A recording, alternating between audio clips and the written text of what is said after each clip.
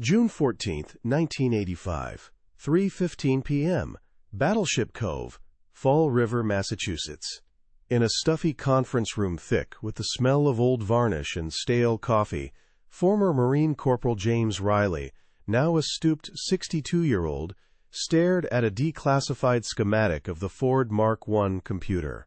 Fire Control Technician First Class Michael Petrov, his shipmate from the U.S. Massachusetts, BB-59, was pointing at a dizzying array of gears on the projector screen.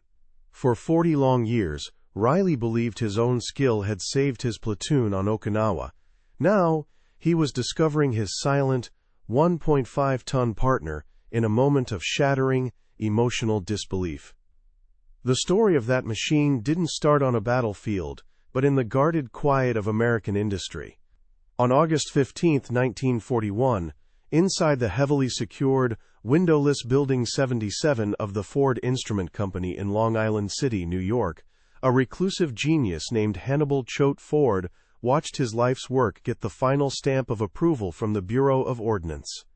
Ford, a Cornell University engineering graduate from the class of 1903, with over 100 patents to his name, was a man who thought in gears and differential equations. He wore the same gray suit every day and rarely spoke above a whisper. Alongside him stood his protege, William R. Spiller, a brilliant lead engineer with a master's from Columbia University, 1927. It was Spiller's job to translate Ford's arcane theories into the tangible reality of over 20,000 individual, precision-milled parts for each 100-pound unit. The air in the facility hummed with the sound of precision lathes, a mechanical symphony only they could truly appreciate. But a weapon is useless without a warrior who understands its purpose. That warrior was Vice Admiral Willis Ching Lee, Jr., a United States Naval Academy graduate from the class of 1908, and, improbably, a 5-time Olympic gold medalist in sharpshooting. Lee, a tall, imposing figure who rarely smiled and was known for chewing on unlit cigars, possessed an almost supernatural understanding of naval gunnery. He wasn't an engineer like Ford or Spiller, but he was the operational visionary who saw how this mechanical brain, when integrated with the new SG surface search radar and a disciplined combat information center, could create a kill chain of unprecedented lethality. He relentlessly championed the Mark I computer within the Navy's high command, ensuring it was installed deep within the armored citadels of the new fast battleships, starting with the USS North Carolina, BB-55. The final piece of the puzzle wasn't a man in an admiral's uniform, but a young officer kneeling in the mud of some godforsaken island. First Lieutenant David Chen, USMC, a recent graduate of the Massachusetts Institute of Technology, class of 1942, with a Bachelor of Science in Electrical Engineering, represented the human interface of this revolutionary system. Thin, bespectacled, and perpetually exhausted, Chen knew nothing of Hannibal Ford's genius, or the 200 ball bearings inside the computer. His world was the terrifying immediacy of combat, the static-laced hiss of his 28-pound -300 Seychelles rupees walkie-talkie, and the 6-digit grid coordinates he would whisper into the handset, his voice a calm anchor in a storm of chaos. This was the secret ecosystem of a weapon the world didn't know existed. The Japanese High Command, supremely confident in their optically driven Type 92 Shock-Kiban fire control systems and their legendary night-fighting skills, couldn't have conceived of it. They couldn't imagine a 1.5-ton mechanical brain that could solve complex ballistics in real time, accounting for the ship's own speed, the target's motion, the spin of the Earth, and the density of the air, all to place a 700-pound armor-piercing shell on a target 20 miles away with pinpoint accuracy. It wasn't just an advantage. It was a ghost in the machine, a technological phantom that was about to haunt their every move across the vast Pacific. Before I tell you how Vice Admiral Willis Lee and his cadre of specialists, like Lieutenant David Chen, used this mechanical brain to systematically dismantle the Japanese war machine, comment where you're watching from, and subscribe to the channel. Believe me, you won't want to miss the story of the Mark I fire control computer. The world changed at 7:55 a.m. on December 7, 1941. Under a placid Hawaiian sky, the first of 353 Japanese aircraft screamed down on Pearl Harbor. For the men of the U.S. Pacific Fleet, under Admiral Husband E. Kimmel, the first sensation was a deafening roar, followed by the gut-wrenching shudder of explosions. Within 2 hours, 8 battleships were sunk or crippled, 188 aircraft were destroyed, and 403 Americans were dead. The air, thick with the acrid stench of cordite and burning naval fuel oil, carried a terrible message. America was utterly, devastatingly unprepared for the war that had just begun. This stunning success was the product of a decade of meticulous planning by the Imperial Japanese Navy, orchestrated by visionaries like Admiral Isoroku Yamamoto and Commander Minoru Genda. Their doctrine, perfected in countless drills since the mid-1930s, was a masterpiece of combined arms, wedding the new Mitsubishi A6M Zero fighter to the deadly Type 91 aerial torpedo. But their true confidence lay in night combat, where they believed their superior training in world-class optics, like the massive 15-meter Type 98 optical rangefinders installed on their battleships, gave them an insurmountable edge.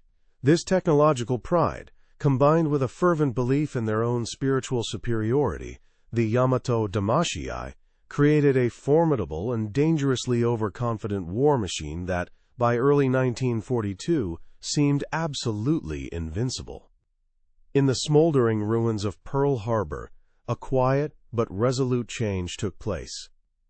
On December 31, 1941, Admiral Chester W. Nimitz, a calm, methodical Texan and a 1905 Naval Academy graduate, assumed command of the Pacific Fleet. Nimitz, a career submariner, wasn't a battleship man, but he understood men and morale. The atmosphere at his headquarters was a grim mix of despair and the constant jarring clang of salvage crews working on the sunken U.S. Arizona and U.S. Oklahoma. With only 3 operational carriers, the Asterisk Enterprise, Lexington, and Saratoga, to counter the entire Japanese fleet of 10 carriers, Nimitz faced a task that seemed impossible. His job wasn't just to fight a war, but to resurrect a navy from a watery grave. The sheer velocity of the Japanese advance was terrifying. After Pearl Harbor, their forces swept across the Pacific with brutal efficiency. The fall of the Philippines was a particularly grim chapter, culminating in the surrender of 75,000 starving American and Filipino troops on the Bataan Peninsula on April 9, 1942. The defeat of General Douglas MacArthur's forces wasn't just a tactical loss.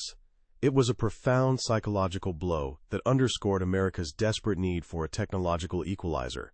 Something, anything, that could stem the seemingly unstoppable tide of Japanese conquest and provide a fighting chance. Back on the home front, an industrial giant was roaring to life. In Long Island City, New York, the hum inside Building 77 of the Ford Instrument Company was the sound of America's secret response. William R. Spiller, Hannibal Ford's brilliant protege with a master's from Columbia, pushed his team of 200 machinists and engineers to their absolute limits. Surrounded by the sharp metallic smell of cutting fluid and the haze of cigarette smoke, Spiller, with his ever-present Kiefel and Esser slide rule, oversaw the production of 100-pound Mark I computer every 45 days.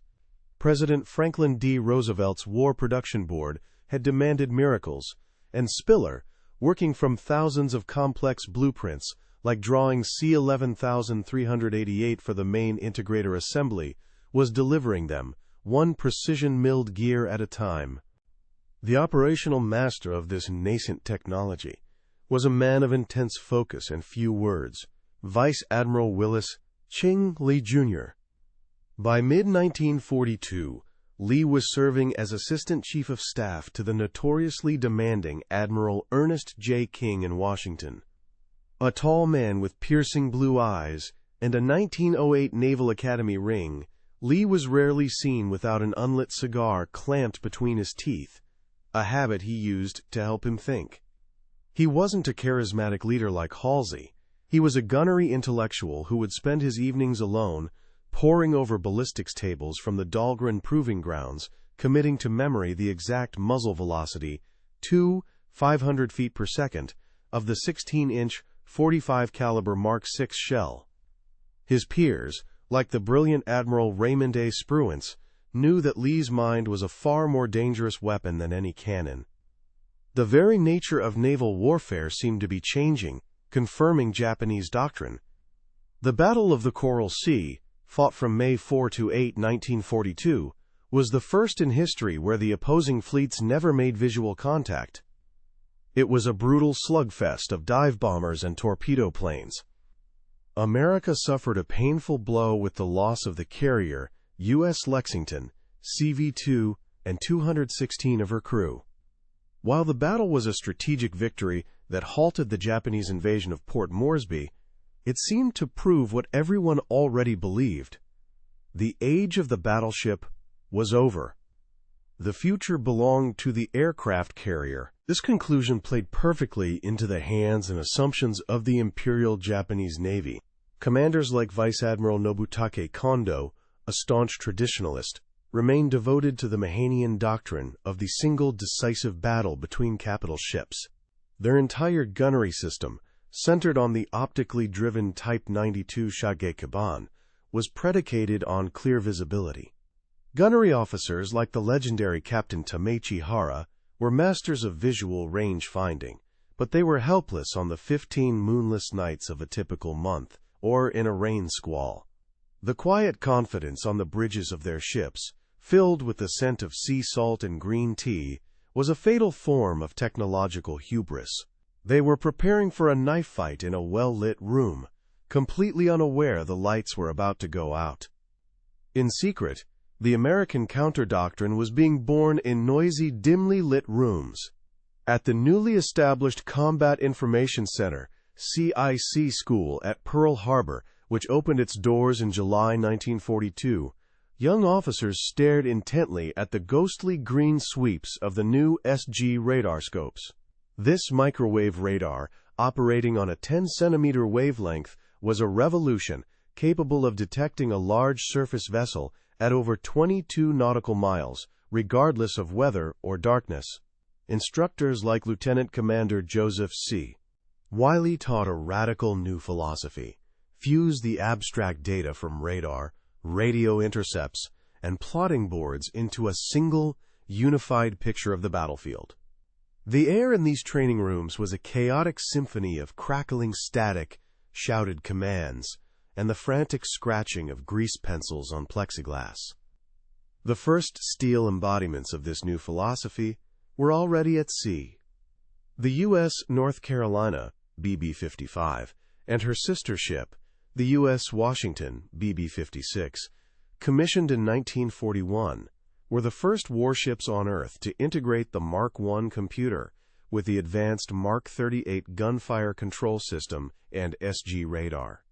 Throughout early 1942, they spent months on grueling sea trials off the U.S. East Coast, running endless gunnery drills under the demanding eye of Captain George L. Schuyler from the Bureau of Ordnance. The sailors didn't know what was inside the 1.5-ton gray box deep in the plotting room. They just knew that when they followed its instructions, their two 700-pound practice shells landed with terrifying, almost supernatural, accuracy. This technological trinity of radar, computer, and gun required a new kind of human interface. At Camp Lejeune, North Carolina, a specialized cadre of Naval Gunfire Liaison Officers, NGLOs, was being forged. First Lieutenant David Chen, with his MIT engineering degree and perpetually slipping wire-rimmed glasses, was an anomaly among the grizzled infantrymen.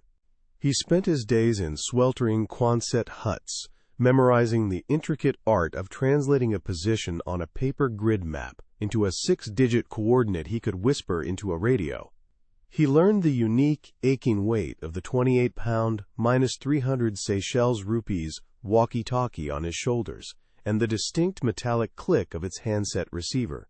He and the 200 other men in his class were being trained to become the disembodied eyes and ears of a weapon system they couldn't possibly comprehend. By August 1942, the strategic situation in the South Pacific had reached a crisis point. The Marine landings on Guadalcanal on August 7th kicked off a brutal, 6-month campaign of attrition on land and sea. The narrow strait between Guadalcanal and Florida Island was quickly nicknamed Ironbottom Sound for the sheer number of ships sunk there. The Battle of Savo Island on August 9, 1942, was a catastrophe for the U.S. Navy, with the cruisers U.S. Quincy, U.S. Vincennes, and U.S. Astoria annihilated in less than an hour by Japanese forces who used their superior night fighting skills and devastating Type 93 long lance torpedoes to perfection. The string of defeats sent shockwaves all the way back to Washington, D.C. On September 15, 1942, Admiral Ernest King, the famously abrasive chief of naval operations, held a tense meeting with his senior staff. The losses were unsustainable. The Navy was losing ships in the Pacific faster than the Kaiser shipyards could build them. The search for a decisive technological or tactical advantage was no longer a long-term strategic goal. It had become a matter of immediate existential survival.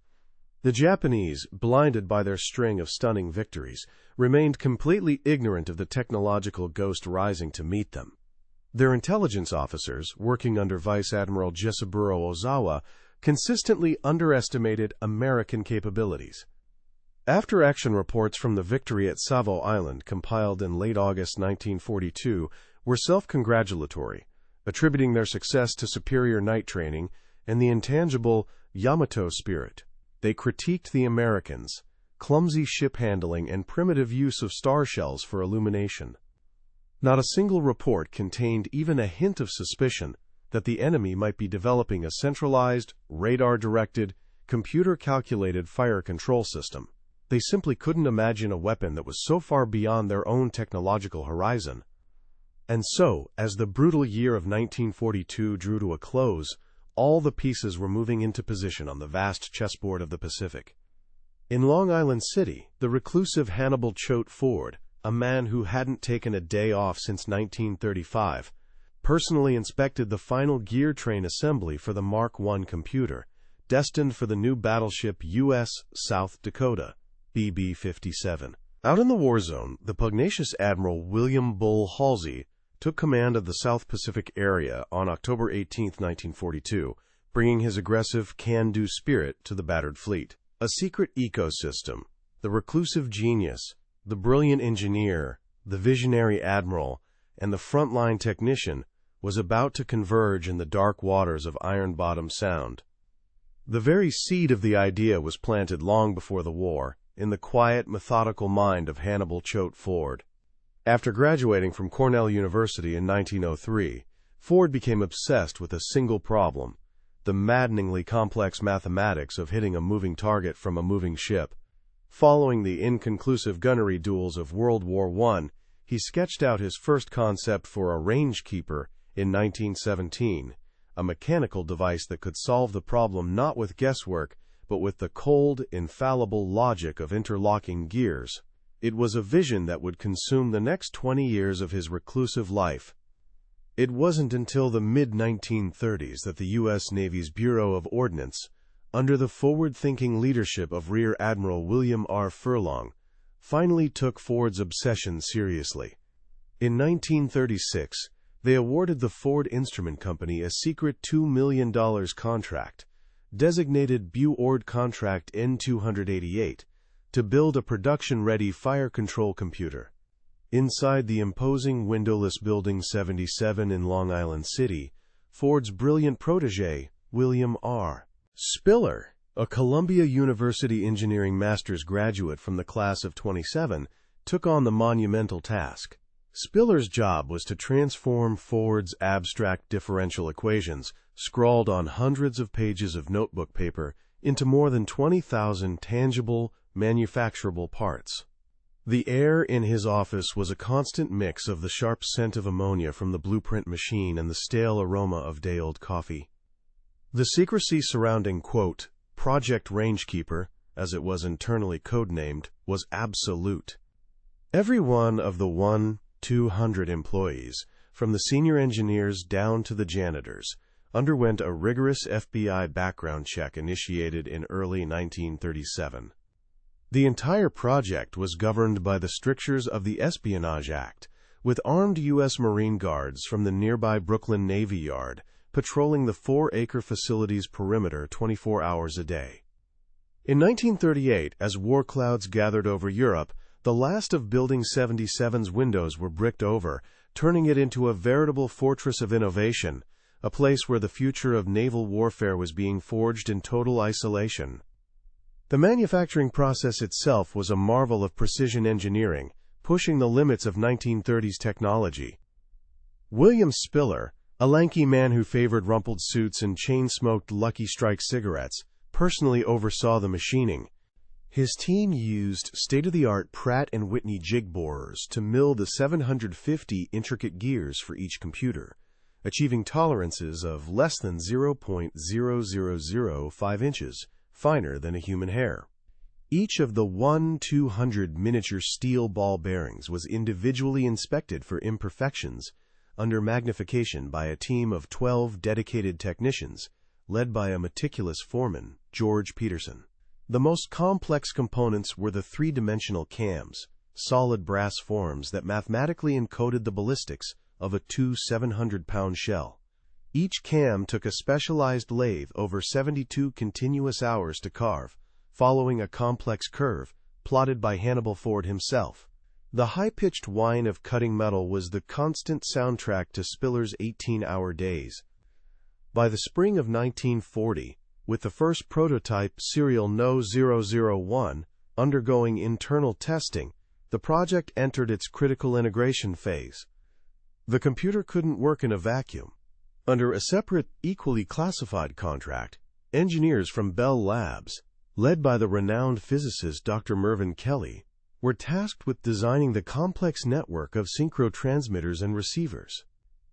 This electrical nervous system, requiring over 5 miles of heavily shielded copper wiring per ship, had to flawlessly transmit the computer's analog solution from deep within the ship's armored citadel to the massive 500-horsepower General Electric motors in each of the 3 main gun turrets. The primary challenge for Dr. Kelly's team was eliminating electrical noise and signal latency, ensuring the data arrived instantly and accurately, a problem they solved using a novel feedback loop circuit design patented in February 1941. This revolutionary capability came at a staggering price. The total research, development, and production cost for the first 10 Mark I computers exceeded $25 million by the end of 1941, an astronomical sum equivalent to over $450 million today. Each individual 100-pound unit cost the Navy roughly $250,000, more than 250 times the price of a brand-new Ford automobile. The program's immense budget was personally championed and protected by the Chief of the Bureau of Ordnance, Rear Admiral William H.P. Blandy, an exacting and famously impatient officer who demanded weekly, single-page progress reports be telegraphed directly to his Washington office from William Spiller. The human cost of such intense secrecy was immense, primarily borne by men like William Spiller. The project's compartmentalization was ruthlessly enforced by a retired Marine officer, Captain John Miller, who served as head of security. The machinists milling the cams that corrected for the Earth's rotation had no idea what their function was, nor did they speak to the technicians assembling the main integrators. Spiller was one of only 3 men in the entire facility, along with Ford and Captain Miller, who understood the whole picture. The immense pressure manifested in a nervous tic. Spiller would incessantly tap his pen against his teeth while reviewing schematics. He couldn't tell his wife, Eleanor, what he was building, only that it was vital defense work. The combination of 100-hour workweeks and the immense burden of secrecy left him looking a decade older by the time the first unit was delivered. The culmination of all this effort came on August 15, 1941. Inside a sealed testing room in Building 77, a team of 8 officers from the Bureau of Ordnance, led by the astute Captain George L. Schuyler, conducted the final 12-hour acceptance trial for the production model destined for the USS North Carolina. They fed the machine a relentless series of 50 complex firing problems, simulating everything from a Japanese cruiser executing a 30-knot turn to the battleship itself rolling in a 15-degree sea state with a 40-knot crosswind. The only sound was the soft, intricate whir of gears and servo motors as the Mark I delivered a precise, continuous firing solution in under 20 seconds every single time. Standing silently in the back of the room, Hannibal Ford allowed himself the faintest glimmer of a smile.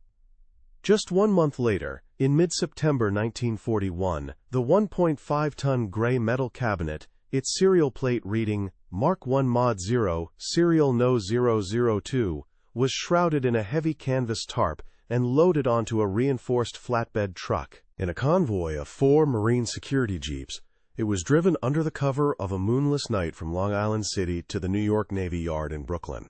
There, a massive 50-ton floating crane gently hoisted the crate and lowered it deep into the armored bowels of the newly commissioned USS North Carolina, placing the secret mechanical brain into the very heart of the 35,000-ton steel Leviathan. But the Navy knew the machine was only half the solution. In early 1942, a new, highly specialized training program was established at the Marine Corps base in Camp Lejeune, North Carolina, to create the human component of the system. The Naval Gunfire Liaison Officer, NGLO School, took men with high mathematical aptitudes, like MIT electrical engineering graduate First Lieutenant David Chen, and put them through a grueling 16-week course. Under the watchful eye of legends like Colonel Lewis Chesty Puller, they learned to crawl through mud-choked swamps and read complex grid maps in driving rain, their sole purpose to translate the visceral chaos of a frontline firefight into the cold, 6-digit language of coordinates that the ghost in the machine, miles out at sea, could understand. They were being trained as the indispensable human link in a revolutionary kill chain they didn't even know existed. The first true ghost sighting occurred at 1:25 a.m. on November 15, 1942, in the ink-black waters of Ironbottom Sound. Aboard the Japanese battleship Kirishima, Captain Sanji Iwabuchi stared into his superior 10-meter optical rangefinder, utterly confident. But 400 yards away, inside the plotting room of the USS Washington, Fire Controlman Second Class Robert Miller, a 20-year-old from Ames, Iowa, calmly turned the final hand crank on the Mark I computer. The machine hummed, its 750 gears meshing perfectly. The first 2 700-pound shell hit the asterisk Kirishima less than 40 seconds later, a devastating, inexplicable blow from a phantom in the dark. Japanese naval intelligence was completely baffled. In a stuffy, smoke-filled room at Truck Lagoon on December 2, 1942, Commander Yasuji Watanabe of the Imperial Navy's Intelligence Section presented his findings on the asterisk Kirishima's loss to a grim-faced Vice Admiral Jinichi Kusaka. Watanabe's 12-page report concluded the Americans must have achieved a, quote, 1-in-a-million lucky shot, perhaps aided by a new, more powerful searchlight. He referenced the interrogation of 2 captured American sailors who knew nothing of radar-directed gunnery. The final verdict, delivered with the faint scent of green tea in the air, was that superior Japanese night-fighting doctrine, proven at Savo Island just 3 months earlier, remained unchallenged. They couldn't conceive of a weapon they couldn't see, so they concluded it simply didn't exist.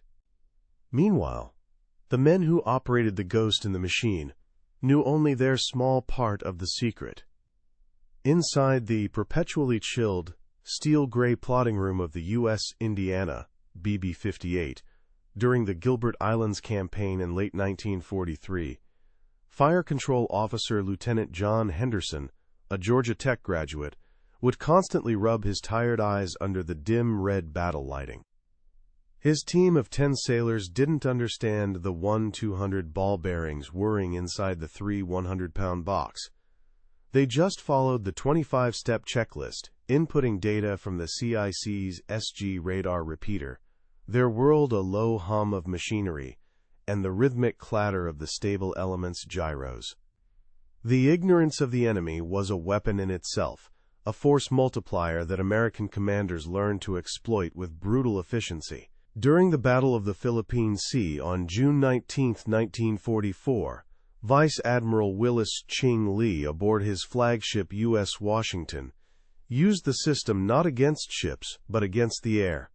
The Mark I computers, linked to the new Mark 37 directors and their radar, could calculate firing solutions for aircraft.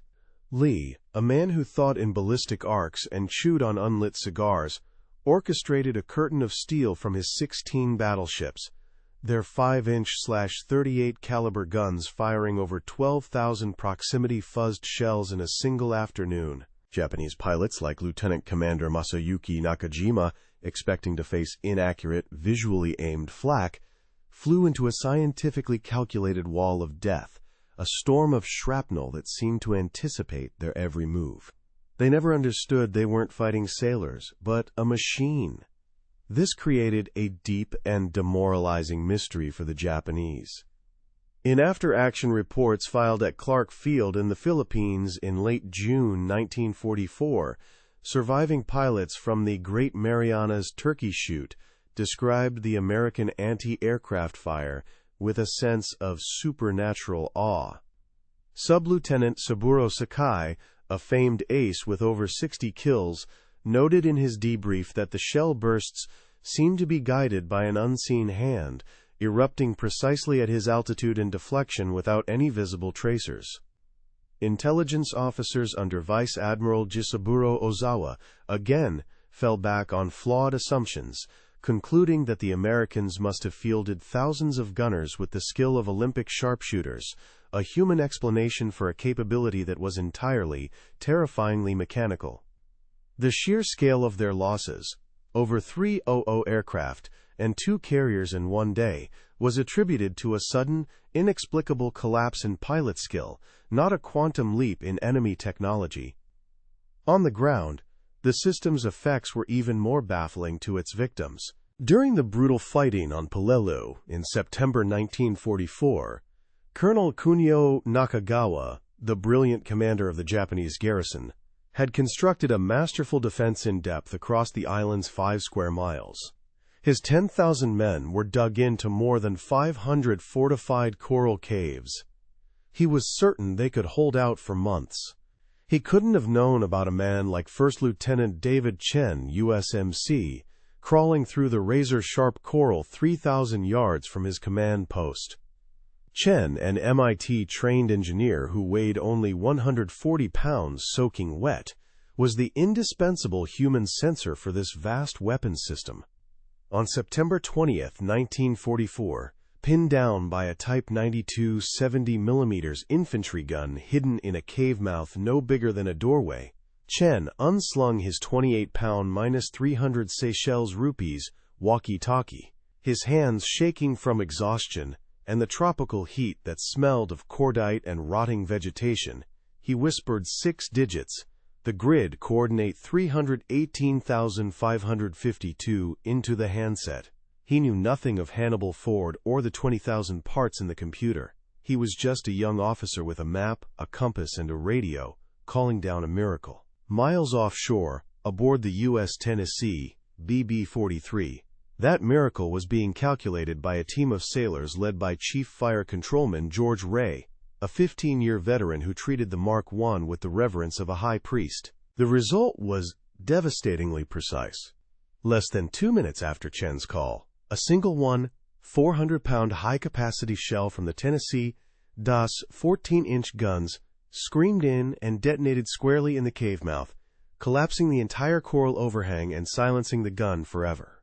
For Colonel Nakagawa, Listening from his command bunker 500 yards away, the event was incomprehensible. A single shell, from a ship he couldn't see, had just surgically removed a key defensive position. His staff officers, poring over maps by the flickering light of a single lantern, could offer no explanation.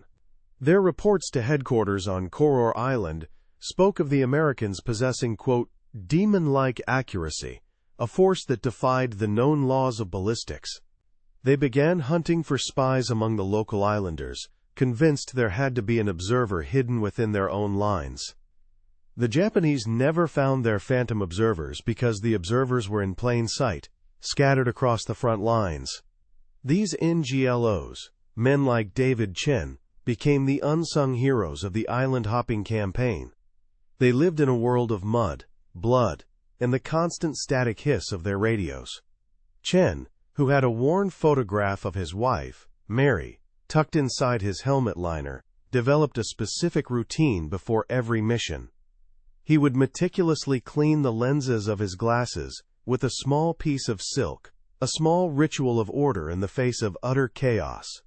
His team of two, a radio man and a security man, knew that Lieutenant Chen's quiet, almost whispered commands into the radio handset were the most powerful weapon they possessed. This operational loop, a frontline observer with a radio, a shipboard combat information center, and the Mark I computer, was a closed system, a secret kept by its own compartmentalization. The Marine on the beach didn't know how the ship did it. The fire controlman on the ship didn't know the computer's design, and the engineers back at the Ford Instrument Company, like William R. Spiller, were bound by the Espionage Act of 1917, forbidden from ever discussing their work. This structure made the secret nearly impossible for Japanese intelligence to piece together. They captured dozens of Marines and sailors, but none of them could explain the magic. The full picture existed only in the minds of a handful of men like Vice Admiral Lee and Hannibal Ford, thousands of miles apart. The ultimate demonstration of the system's terrifying power, and the enemy's complete ignorance of it, came during the Battle of Okinawa in the spring of 1945. Lieutenant General Mitsuru Ushijima had created a defensive masterpiece in the Shuri Line, a 10-mile deep network of interlocking caves and pillboxes. The American 10th Army, under General Simon Bolivar Buckner, Jr., slammed into this line on April 8 and was stopped cold, suffering over 700 casualties a day. The advance stalled completely at key strongpoints like Sugarloaf Hill, a heavily fortified mound just 300 yards long. For the Japanese defenders, dug deep into the earth, it felt like an impregnable fortress. But on May 12, 1945, the ghost in the machine was unleashed against them. From 8 o'clock to 1400, a team of 4 NGLOs from the 6th Marine Division, working in shifts, directed a systematic, surgical bombardment. They called it a walking barrage. Aboard the battleships USS Idaho BB-42 and USS Tennessee, Tennessee, Ray, the Mark I computers hummed for 6 straight hours. The ships fired over 200 main battery shells, not in a random pattern, but at 14 specific, pre-plotted coordinates corresponding to known pillboxes. For the Japanese soldiers of the 44th Independent Mixed Brigade hunkered down inside, it was a methodical, clockwork apocalypse. They could hear the shells coming, each one landing closer than the last, an inescapable, perfectly calculated doom. The psychological impact was as devastating as the physical one. A captured diary from a Japanese corporal, Ichiro Sato, recovered from Sugarloaf Hill on May 19, 1945, described the experience. "The American shells are not like rain," he wrote. "They are like the finger of a god, pointing at each man, one by one. We cannot hide. There is a ghost in their guns." This perfectly encapsulated the Japanese experience. They were fighting an enemy whose primary weapon was an intelligence they couldn't comprehend, a mechanical brain that could reach 20 miles inland and place a 2 700-pound shell into a single machine gun nest. The numbers from the Okinawa campaign told the whole story. The Naval Task Force conducted over 22,000 separate fire support missions between April 1 and June 22, 1945. Historians like Ian W. Toll would later estimate this pinpoint fire, made possible only by the Mark I system, saved at least 10,000 American lives by cracking the Shuri line. For General Ushijima, the stalemate he had so brilliantly engineered was broken not by a frontal assault, but by a relentless, unseen force that dismantled his defenses piece by piece from the sea. His final reports to Tokyo before his suicide on June 22 never mentioned radar or computers. They spoke only of the enemy's, quote, overwhelming and impossibly accurate firepower. And so, the war in the Pacific was fundamentally altered by a secret the enemy never even suspected. While Japanese intelligence officers in the ruins of Tokyo in August 1945 were still trying to understand how American gunnery had become so precise, the men who had operated the system were already heading home. Fire Controlman Robert Miller was looking forward to using his GI Bill to study engineering at Iowa State. Lieutenant David Chen was dreaming of a quiet life with his wife Mary, his days of whispering coordinates into a radio finally over. They, and thousands like them, had been cogs in a secret machine, their actions guided by a mechanical brain whose full story wouldn't be known for another 40 years. As the war ground on, the ghost in the machine began to learn. After the brutal lessons of Guadalcanal in late 1942, combat reports filled with frantic requests for faster and more accurate fire flooded the desk of Rear Admiral William H.P. Blandy at the Bureau of Ordnance. Blandy, an exacting taskmaster, saw the potential. He personally authorized Project Overmatch on January 11, 1943, a top-secret initiative to evolve the Mark I from a powerful weapon into an unstoppable strategic force. The secret wasn't just going to be kept, it was going to be perfected. The first major evolution, the Mark I Mod II, was born from this pressure. Back in the humming confines of Building 77, William R. Spiller, his face perpetually illuminated by the green glow of an oscilloscope, pushed his team of 25 engineers through the entirety of 1943 without a single day off. The Mod II featured a redesigned main integrator with 15% fewer moving parts and a new, faster Type 1J synchro transmitter system that cut the solution time from 30 seconds to just 22. Spiller, chain-smoking Lucky Strikes and fueled by lukewarm coffee that tasted of burnt metal, personally oversaw the milling of a more precise three-dimensional cam to correct for the Coriolis effect at extreme latitudes. He signed off on the first 20 Mod II units on December 5, 1943, their gray cabinets smelling faintly of fresh paint and ozone, ready to give the fleet an even deadlier edge. This technological leap was matched by a human one. By mid-1944, under the direct command of Marine Corps Commandant General Alexander Vandegrift, the NGLO school at Camp Lejeune had become a veritable factory for frontline specialists, graduating a new class of 50 officers every 8 weeks. Veterans of the bloody Tarawa landings in November 1943, where 35 NGLOs had directed fire under horrific conditions, returned as instructors. Men like First Lieutenant David Chen were no longer just calling in coordinates. They were orchestrating complex multi-ship time-on-target barrages, a deadly symphony where shells from 3 different battleships, fired from 15 miles away, would land on a single 100-square-meter grid coordinate at the exact same second. The new curriculum, developed by the legendary Colonel Merritt A. Edson, demanded a level of mathematical precision and cool-headedness that turned these young officers into the undisputed masters of battlefield destruction, their only tools, a map, a radio, and the unwavering trust in the unseen machine. The Japanese, meanwhile, remained ghosts hunting other ghosts. Their intelligence officers, working under Rear Admiral Sadatoshi Tomioka at Combined Fleet Headquarters, grew increasingly desperate for an explanation.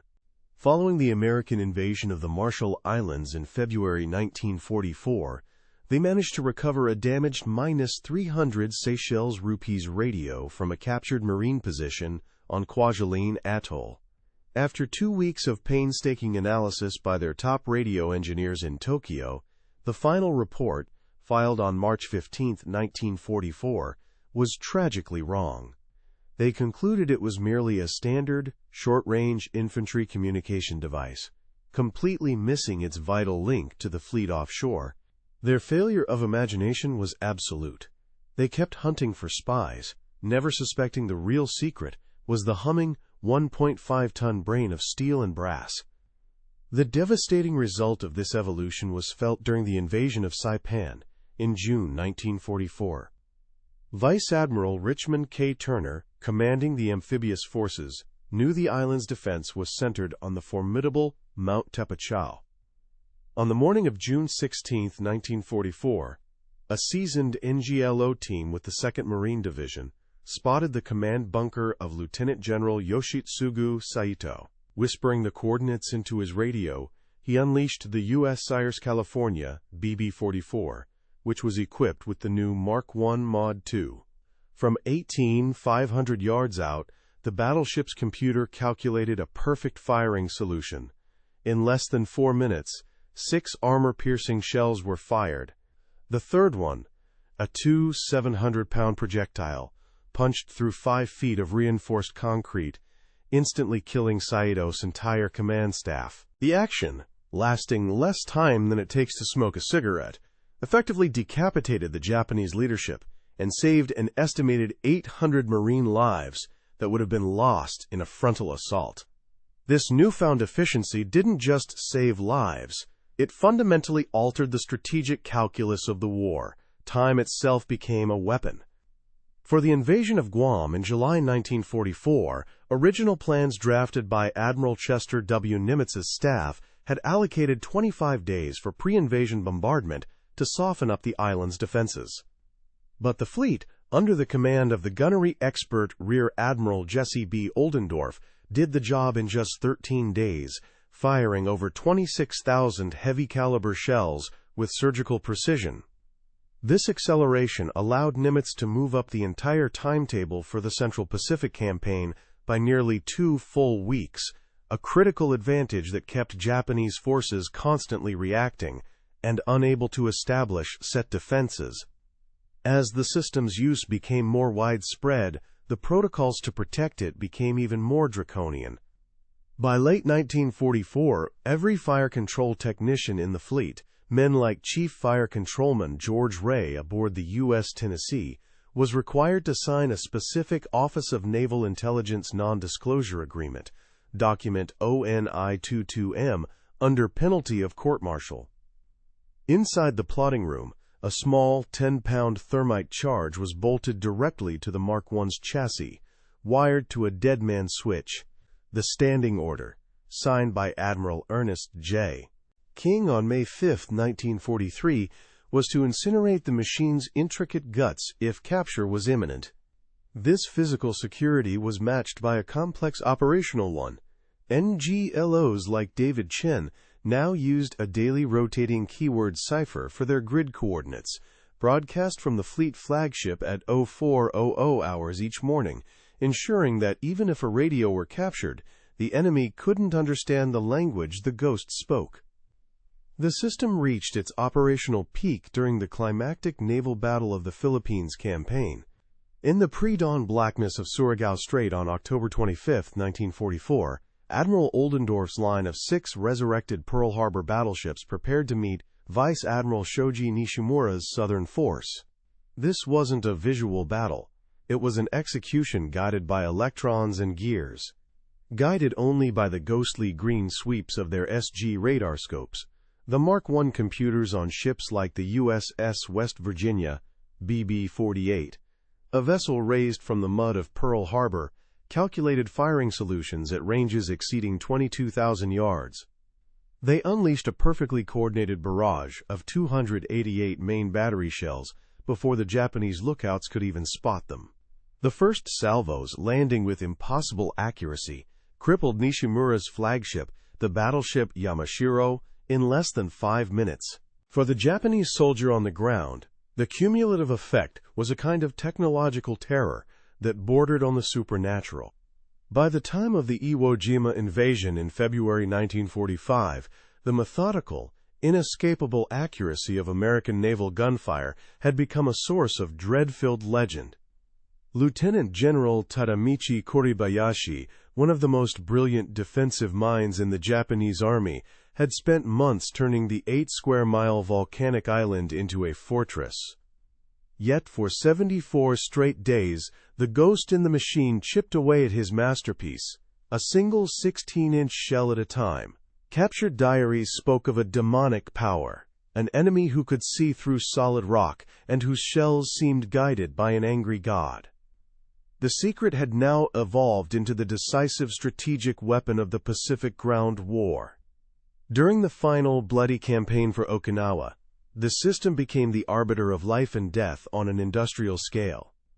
The relentless 24-hour-a-day steel rain, directed by dozens of NGLOs and fired by a fleet of over 10 battleships, was the ultimate expression of the secret ecosystem Hannibal Ford had envisioned.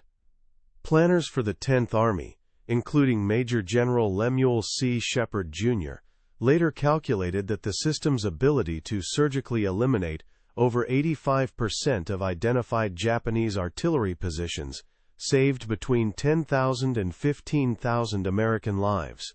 The quiet hum of gears in a gray box, thousands of miles from its creators, had become the sound of an empire's methodical, mathematical, and utterly invisible destruction. For nearly 2 decades after the guns fell silent, the secret of the Mark I computer lay dormant, buried under millions of pages of classified wartime documents.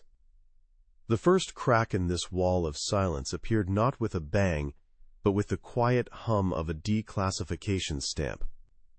On July 2, 1964, under the provisions of Executive Order 10,501, a junior archivist at the National Archives and Records Administration in College Park, Maryland, named Arthur Miller, processed batch file 74N12 from the Bureau of Ordnance. Inside, he found a 300-page technical manual bound in simple blue cardboard, its cover stamped with a single, unassuming title, NIMS Oxygen Monophosphide 1140, the Ford Mark I computer. Asterisk. The air in the climate-controlled vault, smelling of aging paper and preservation chemicals, held the first key to a 4-decade-old mystery. The process wasn't a grand unveiling, but a slow, bureaucratic bleed. The declassification of OP 1140 in 1964 was just a single drop in an ocean of information, and it took a dedicated mind to connect the dots. That mind belonged to a young, tenacious naval analyst named Dr. Norman Friedman, who, beginning in 1972, spent thousands of hours hunched over a noisy microfilm reader in the National Archives' main reading room. Sifting through over 5,000 reels of Buord technical reports, Friedman meticulously pieced together the computer's role, cross-referencing production contracts from the Ford Instrument Company, like the initial N288 from 1936, with heavily redacted after-action reports from battles like Surigao Strait. For Dr. Friedman, the truth wasn't in a single document, but scattered like puzzle pieces across 2 million pages of official records. By the late 1970s, the first academic whispers of the Mark I's existence began to circulate in niche publications like the Times U.S. Naval Institute Proceedings. However, these early articles, written by technical specialists like Dr. John D. Alden, focused almost exclusively on the engineering marvel of the machine itself. Its 750 precision-milled gears, its 200 miniature ball bearings, its complex system of disc and roller integrators. The wider historical community, dominated by figures like Professor Samuel Eliot Morison, who focused on grand strategy and carrier operations, largely ignored these findings. They saw the Mark I as a technical footnote, a curiosity of mechanical engineering. They hadn't yet made the crucial leap to understanding that this 100-pound box of gears was the missing link, the secret protagonist in the brutal ground campaigns that had cost over 100,000 American casualties in the final year of the war. The full, devastating story of its impact remained untold, a ghost still waiting for its voice. That voice began to emerge, not from an archive, but from the men who had lived the history.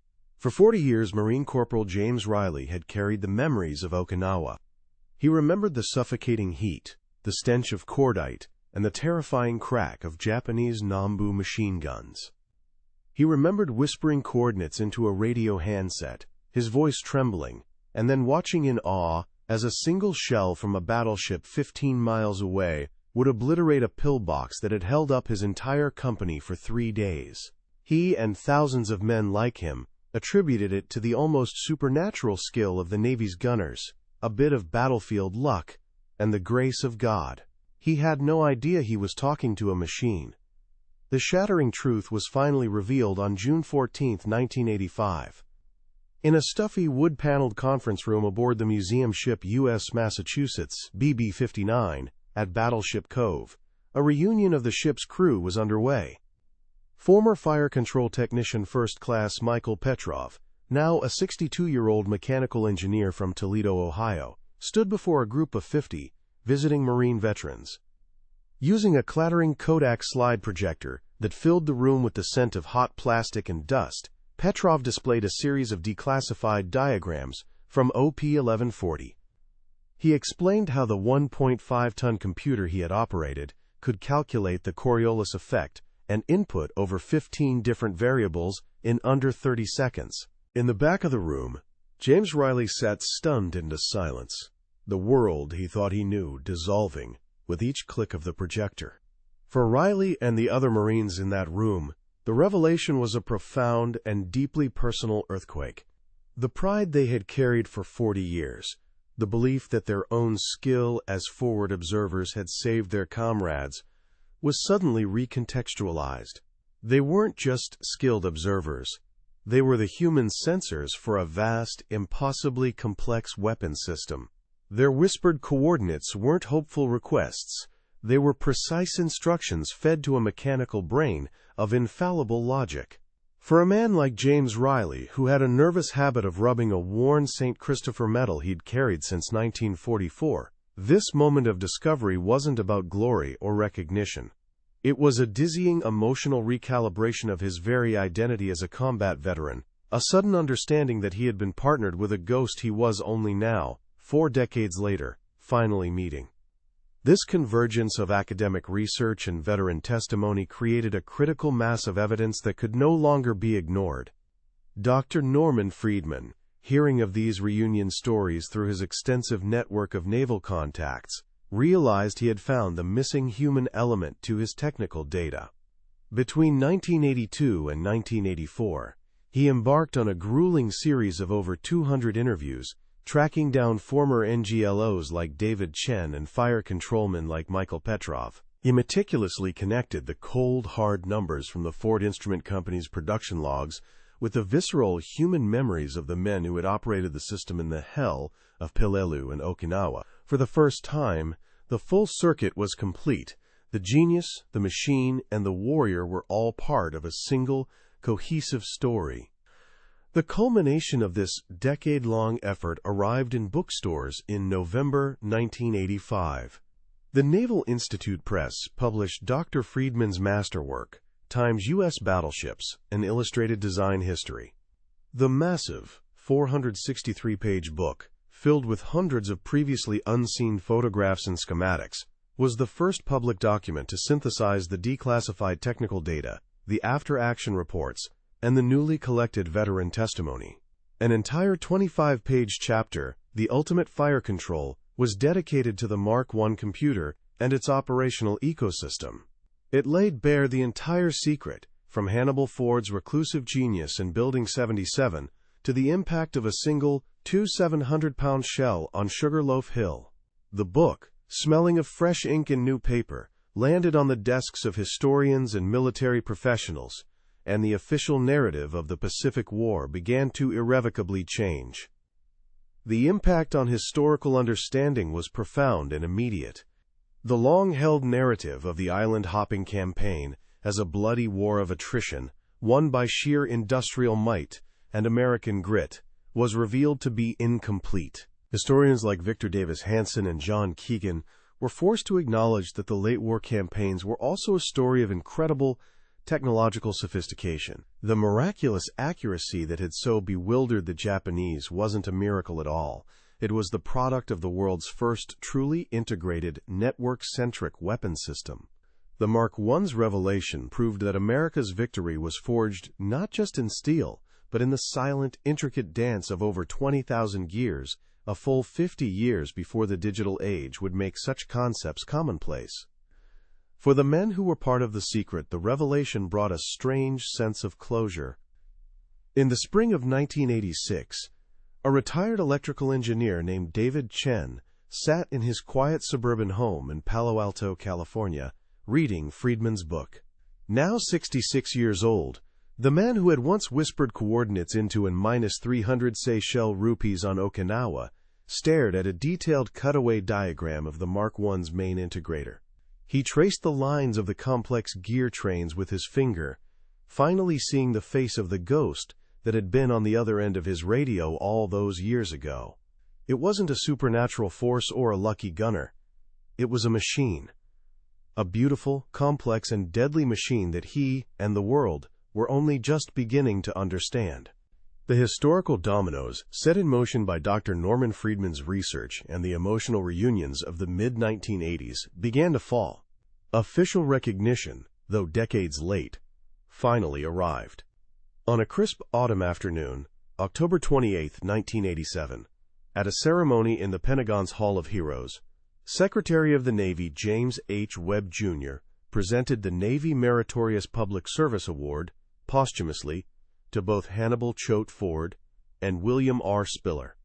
Spiller's 72-year-old son accepted the award, a heavy bronze medallion, his hands trembling slightly as he listened to Secretary Webb credit his father's team of 1-200 engineers with creating a system that saved an estimated 15,000 American lives in the final 18 months of the war. The air, thick with the scent of floor polish and wool uniforms, carried a quiet acknowledgement that the history books, for 40 years, had been missing their most important chapter. The impact on military scholarship was a seismic shift, forcing a complete reevaluation of the Pacific War's endgame. Historians like Ian W. Toll and Richard B. Frank, in subsequent editions of their seminal works published after 1990, dedicated entire sections to this, quote, technological force multiplier. The old narrative of victory through sheer industrial might and brute force attrition was replaced by a more nuanced understanding of America's first smart war.